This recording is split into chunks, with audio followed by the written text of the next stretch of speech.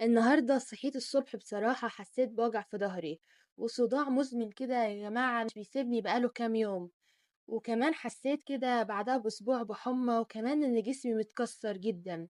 طبيعي إن أنا أول حاجة هفكر فيها وانتوا هتفكروا فيها إن أنا هروح للدكتور. ودي أول خطوة طبيعي إن أنا هاخدها أو أي إنسان هياخدها. يمكن دكتور عظام أو دكتور مخ وأعصاب أو حتى دكتور باطنة، أو على الأقل هعدي على الصيدلية عشان أخد أي مسكن يخفف الألم ده.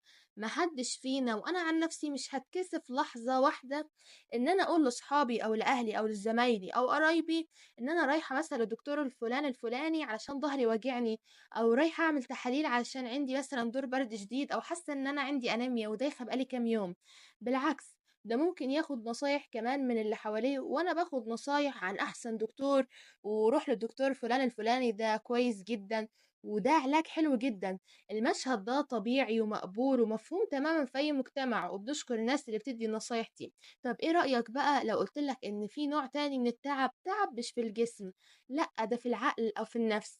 ولما نحس بيه ما بنروحش للدكتور، لا ده احنا بنخاف وبنبقى مرعوبين ان احنا نقول لحد، وبنخاف حتى نتكلم في الموضوع بصوت عالي او نجيب سيرته حتى بينا وبين بعض. بنحس ان مجرد التفكير في زيارة الدكتور ده عيب كبير جدا او سر لازم يفضل مدفون وما ينفعش حد يعرفه ابدا. ولو حد عرف هتبقى مصيبة وكارثة، وكمان في بعض المجتمعات هيبقى عار علينا العمر كله. ايه السر الغريب ده اللي بيخلينا نفرق بين تعب وتعب؟ وليه الطبيب النفسي تحديدا او حتى مجرد فكرة العلاج النفسي لسه ولحد دلوقتي ناس كتيرة بتعتبرها عندنا في مجتمعنا حاجة لازم نتخبى وتبقى وصمة عار وما ينفعش نتكلم عليها؟ ايه الاسباب اللي خلت النظرة دي توصل جوانا بالشكل ده؟ النهارده جايين نفك الشفرة دي بالتفصيل ونعرف ليه الدكتور النفسي لسه بيعتبر عار في نظر ناس كتير، وايه التأثير المدمر اللي بيترتب على ده كله كأفراد وكمجتمعات، وايه اللي بيحصل بعد ده كله.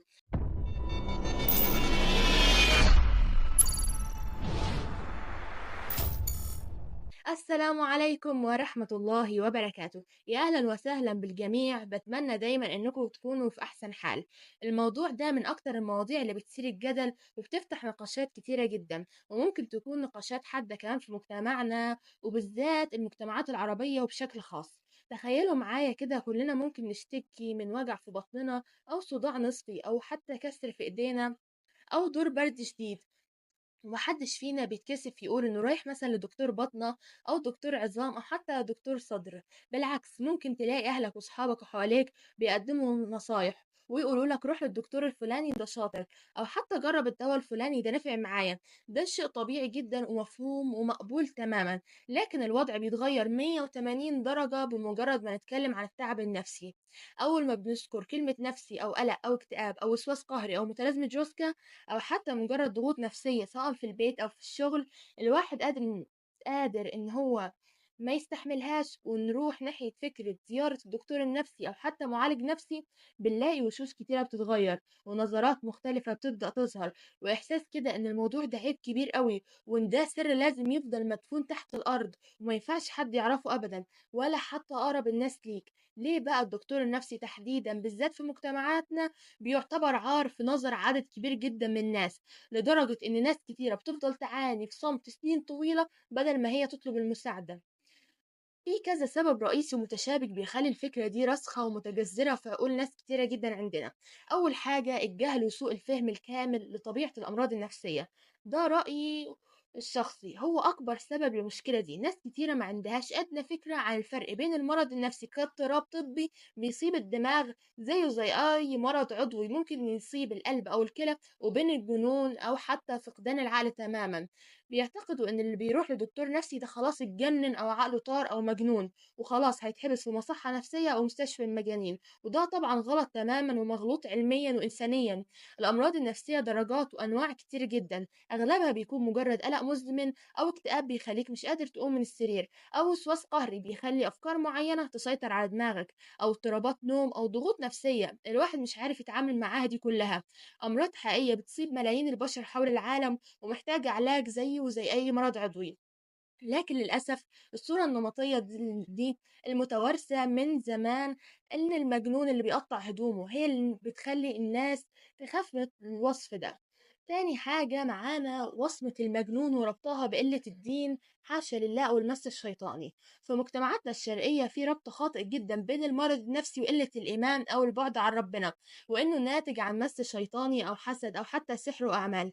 تلاقي ناس كتيرة بتقولك اللي بيصلي كويس وبيقرأ قرآن وعلاقته كويس بربنا ما بيتعبش نفسيا أبدا، وده برضو كلام غلط تماما وكلام مش صحيح. الإيمان بيساعد على الصبر وتجاوز الأزمات النفسية الصعبة، لكن المرض النفسي ممكن يصيب أي حد، مؤمن أو غير مؤمن، غني أو فقير، متعلم أو غير متعلم، كبير أو صغير، زيه زي أي مرض عضوي بالظبط. وفي ناس بتفضل تروح لمشايخ ومعالجين روحانيين أو حتى رقاة شرعيين وتجرب وصفات بلدية وأعشاب بدل ما تروح لدكتور نفساني متخصص، وده طبعا بيضيع وقت كبير جدا وبيخلي الحالة تتدهور والمشكلة تكبر أكتر وأكتر لغاية ما توصل لمرحلة صعبة جدا بيكون العلاج فيها صعب بكتير. تالت حاجة الخوف من المجتمع ونظرة الناس السلبية. للأسف المجتمع هنا بيلعب دور كبير جدا في ترسيخ الوصمة دي. الناس أو الفرد بيخاف من كلام الناس كتيرة جدا، وبتخاف إن سمعتها تتأثر وتتشوه لو حد عرف إن هي بتتعالج نفسيا. تلاقي الجمل دي متكررة: طب هيقولوا علينا إيه؟ ابنهم رايح لدكتور المجانين؟ ياه لا خبر لو عرفوا إن بنتنا بتروح لدكتور نفساني محدش هيتجوزها وهتقعد لحد ما تعنس. النظرة القاسية دي من المجتمع بتخلي المريض النفسي يعاني وينزف من جواه وما يطلبش المساعدة، وده بيخلي حالته تتدهور أكتر وأكتر، وممكن يوصل لمراحل خطيرة جدا زي الانتحار لا قدر الله. الخوف من الوصفة الاجتماعية دي أقوى بكتير من أي ألم المريض حاسس بيه. الاعتقاد بأنها ضعف شخصية أو دلع أو قلة إرادة. فئة كبيرة من الناس وحتى من أهل المريض نفسه بتشوف إن التعب نفسي ده مش مرض حقيقي بيستدعي العلاج وإنه مش مهم. لأ، ده مجرد ضعف عنده كده في الشخصية أو دلع، عايز كده يتشال أو قلة إرادة ومحتاج حد يشد حيله كده. الجمل دي متكررة ومسمومة: شد حيلك، ما تدلعش، انت مش بتصلي، انت ناقص ايمان، انت فاضي ومش لاقي حاجة تعملها علشان كده بتفكر في الحاجات دي. الجمل دي بتخلي المريض يحس بالذنب الشديد ويزود من احساسه انه وحيد ومش مفهوم وانه هو المسؤول عن تعبه ده. بدل ما يطلب المساعدة ده بيخليه ينعزل اكتر ويخاف يتكلم كأنه جاي مثلا من كوكب نبتون. الخوف من الأدوية النفسية واعتقاد ان هي ممكن تسبب ادمان. في اعتقاد سائد وخاطئ برضو جدا جدا جدا جدا وموجود وبقوة، إن الأدوية الأمراض النفسية دي كلها بتسبب إدمان وإنها بتغير شخصية الإنسان وتخليه مهلوس أو مخدر كده، يعني بالمختصر الصحيح زومبي طول الوقت. وده اعتقاد غلط علميا تماما، لأن الأدوية النفسية دي زيها زي أي أدوية تانية عادية لمرض مثلا عضوي زي السكر أو الضغط أو القولون، ليها جرعات محددة جدا بيحددها طبيب متخصص، وبتكون تحت إشراف طبي مباشر، وبتساعد على توازن كيمياء الدماغ اللي ممكن تكون مختلة بسبب المرض ده، وما بتسببش أي إدمان لو اتخذت صح وبالجرعات المظبوطة وتحت إشراف طبيب متابع للحالة. التخوفات دي بتخلي ناس كتيرة ترفض العلاج من أساسه. طيب إيه الحل؟ طيب الخلاصة هنا بقى: الدكتور النفسي يا جماعة مش دكتور مجانين وبس، لأ، الدكتور النفسي زي أي دكتور تاني، طبيب متخصص وفاهم في مجاله. هو بيعالج مرض، بس المرض ده مكانه في العقل والنفس مش في الجسم. الفرق الوحيد إن الأمراض النفسية أعراضها ممكن ما تكونش ظاهرة للكل زي الجرح أو الكسر، لكن تأثيرها على حياة الإنسان ممكن يكون مدمر أكتر بكتير من الأمراض العضوية. فلازم نغير نظرتنا دي تماما ونكسر جدران وصمة العار دي اللي بتحبس الناس جوه ألمهم. التعب النفسي ده زيه زي السكر والضغط والبرد والقلب، بيصيب أي حد ومحتاج علاج ومحتاج دكتور متخصص وفاهم.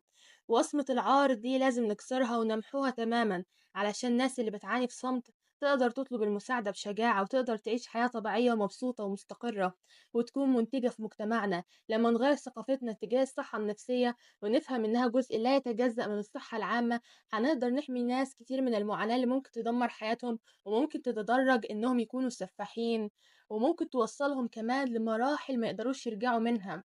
يا ريت تشاركونا رأيكم في التعليقات، ايه أكتر حاجة بتشوفوها سبب في وصمة العار دي في مجتمعنا، وازاي نقدر نكسرها، وايه الدور اللي ممكن نلعبه كأفراد علشان نغير النظرة دي. ما تنسوش تعملوا لايك وسبسكرايب وشير ده للفيديو لكل أصحابكم علشان نوصل الرسالة دي لأكبر عدد من الناس ونقدر نبدأ خطوة نحو مجتمع صحي نفسيا.